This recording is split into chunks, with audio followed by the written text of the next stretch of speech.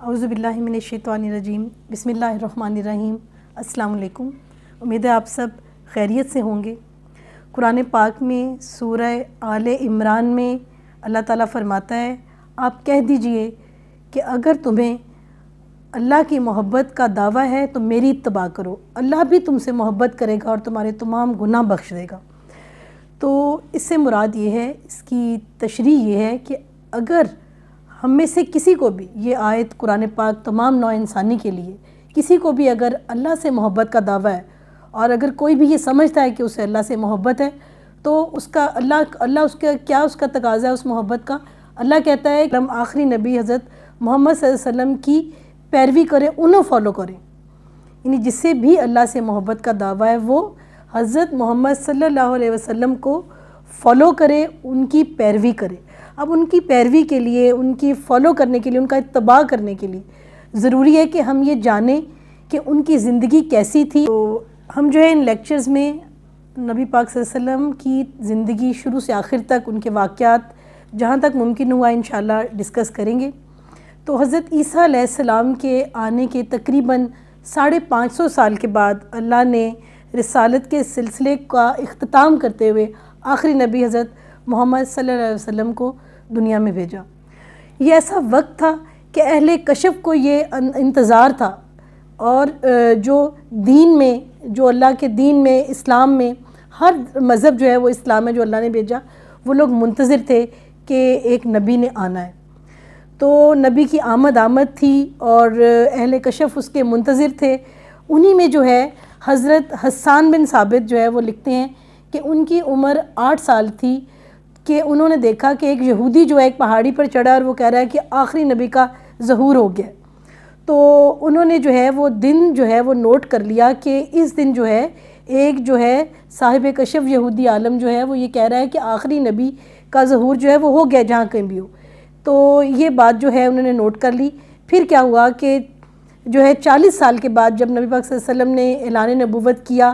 اور وہ 13 سال مکہ میں زندگی گزارنے کے بعد مدینہ میں آئے، تو انہی حسان بن ثابت جن کو کہ یہ واقعہ انہوں نے سوچا ہوا تھا، اپنے مائنڈ میں رکھا ہوا تھا، ان کے حساب میں تھا، انہوں نے پھر اس کو ریفر بھی کیا، انہوں نے پھر اسلام قبول کیا 60 سال کی عمر میں، اور اسلام قبول کرنے کے بعد بھی وہ 60 سال زندہ رہے۔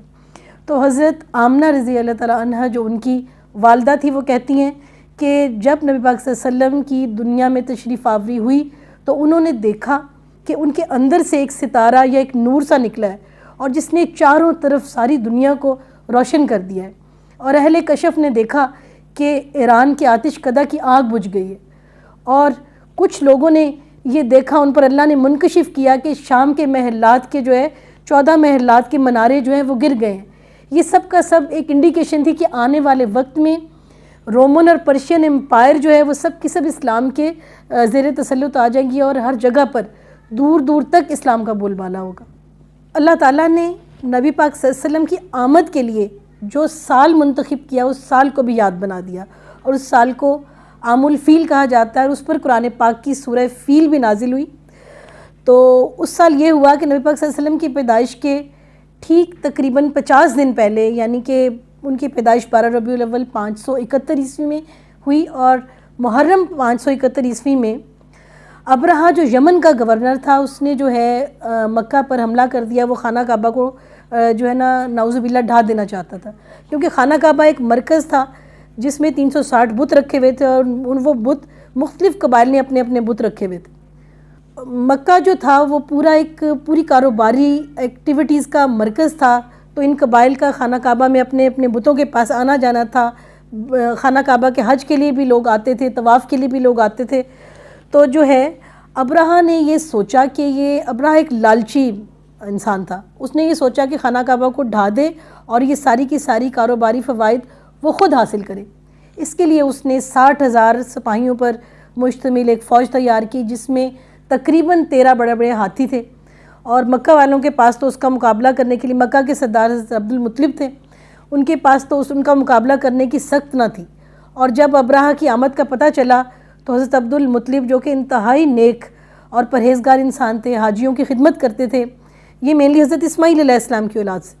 تو انہوں نے جو ہے خانہ کعبہ کے دیوار کے ساتھ جو ہے گڑ گڑا کر اللہ تعالیٰ کے ساتھ دعا کی، دیوار کے ساتھ لپٹ کر اللہ تعالیٰ سے دعا کی کہ آج اپنے گھر کا محافظ تو خود ہے، کہ ہم جتنا کچھ کر سکیں گے ہم کریں گے، لیکن جو ہے اس گھر کی حفاظت ہے اللہ آج تو نے کرنی ہے، اور اپنے گھر کو بچانا ہے اور آنے والے نظام کو بچانا ہے۔ ان کی دعا اللہ تعالیٰ نے قبول کی، اور ابرہہ کے ہاتھی اور اس کی فوج جب خانہ کعبہ کے قریب پہنچے تو وہ ہاتھی آگے بڑھ ہی نہیں رہے تھے، ہاتھی وہیں رک گئے، مارنے کے باوجود بھی جو ہے وہ آگے نہیں بڑھ رہے تھے۔ اسی دوران کیا ہوا کہ جھنڈ کے جھنڈ اللہ تعالیٰ نے ابابیلوں کے بھیجے، جن کی چونچ میں باریک باریک پتھر تھے، اور اللہ کے حکم سے وہ پتھر جیسے ہی جو ہے وہ ان کی فوج کو اور ہاتھیوں کو لگے تو ان کے جسم جو ہے اس سے جو ہے وہ بالکل ڈیزالو ہو گئے، اور قرآن پاک میں آتا ہے کہ وہ بالکل جو ہے بھوسے کی طرح ہو گئے۔ تو اللہ تعالیٰ نے اس طرح خود اپنے معجزے کے طور پر اور اپنے حکم سے جو ہے ایک فوج کو بیت اللہ کی تباہی سے روک دیا، اور جو ہے یہ اس سال کو یادگار بنا دیا۔ یہ نبی پاک صلی اللہ علیہ وسلم کی آمد ہے کہ جب اللہ نے اپنے گھر کی حفاظت کی، اور جو ہے ایک ایسی ہستی کو منتخب کیا جو سالہ سال کے بعد جو ہے جس کو خانہ کعبہ سے 360 بتوں کو ختم کرنا تھا۔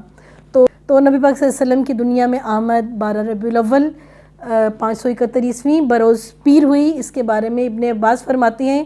کہ پیر کے دن ہی نبی پاک صلی اللہ علیہ وسلم کی تشریف آوری دنیا میں ہوئی۔ پیر ہی کا دن تھا کہ جب ان پر پہلی وحی آئی، اور پیر ہی کے دن کو اللہ نے منتخب کیا جب انہوں نے جو ہے مکہ سے مدینہ کی طرف ہجرت کا سفر شروع کیا، اور پیر ہی کا دن تھا جب وہ مدینہ پہنچے، اور پیر ہی کا دن تھا جب ان کا وصال ہوا۔ تو انشاءاللہ باقی تفصیل نیکسٹ لیکچر میں۔ اللہ حافظ۔